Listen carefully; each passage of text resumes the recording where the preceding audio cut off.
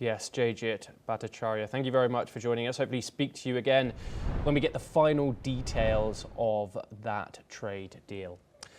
We move on now and stay in South Asia, and a State Minister for Interior, Talal Chaudhry, doubled down on Parliament's right to amend Pakistan's constitution today, dismissing the resignations of 2 senior Supreme Court judges as political. His remarks come as the country faces a rapidly escalating judicial crisis triggered by the passage of the 27th constitutional amendment.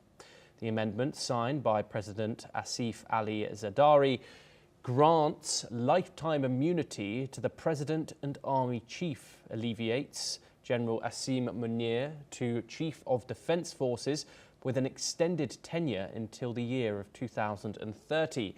It also creates a federal constitutional court to handle constitutional cases.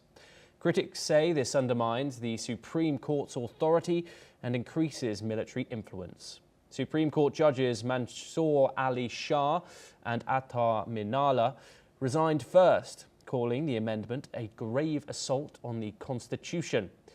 Yesterday, on the 15th, Lahore High Court Justice Shams Mahmood Misra also resigned, becoming the first High Court judge to do so since the law's passage.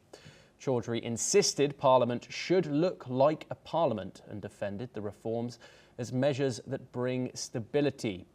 Meanwhile, opposition parties, lawyers, bodies and civil society warn the FCC allows the executive to shape constitutional rulings through direct control of appointments. Courts in Karachi have remained closed for 3 days as protests grow in Pakistan.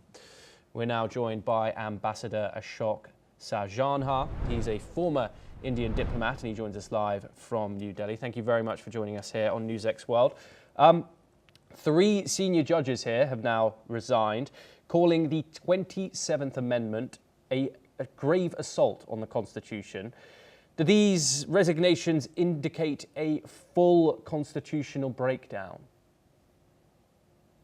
Yes, thank you very much for having me on the show. You're very right. I think it is the manner in which it has been done on both counts. One is in terms of giving so much of power and authority to the army chief.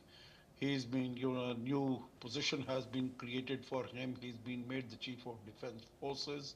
He will oversee all the 3 branches, that is the Armed Forces, that is Air Force, Navy. He will also have his finger on the nuclear button. So all the power comes to him, and he can, and knowing his avowed anti-Indian stance, this poses a grave risk for the region. Also, his term has been extended up to 2030. It would have gone on from 22 when he was appointed till 27. And possibly he could have been appointed once more, but now it's been extended to 2030. And he can seek another term up to 2035. And he cannot be there cannot be any charges against him. His immunity has been given for life. So he has really been made absolutely supreme as far as the Pakistan Defence Forces. Earlier, it was the Defence Forces had a control over the government, but now, of course, all that sham has also been removed, and he has become the most powerful person. And on the other hand, the courts, their remit has been reduced very significantly. Their power has been diluted. They cannot hear, the Supreme Court cannot hear constitutional cases. A new constitutional court has been, the federal court has been established.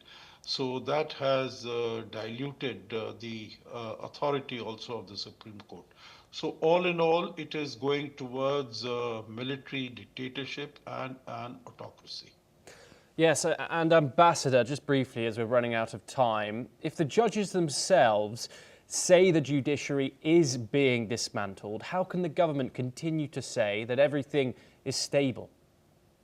Yes, the government will, because they have completely decimated the power and authority of the judiciary, and they say that the judges have been interfering in the affairs and political matters, and they have not been allowing the government to work.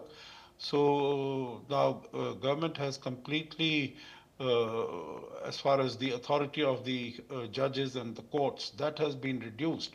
So this is all that the government can say, that this move has been made from the parliament, and the judges are appointed by the government, so they will do whatever the government requires them to do. But government can continue to say that that it is Yes. not in any way harmed the interest of these judges and the courts, but that is not factually accurate. Yes, Ambassador Ashok Sajana, thank you very much for joining us here on NewsX World. Pleasure to get your insight on these issues. We now move west, and security agencies in Bangladesh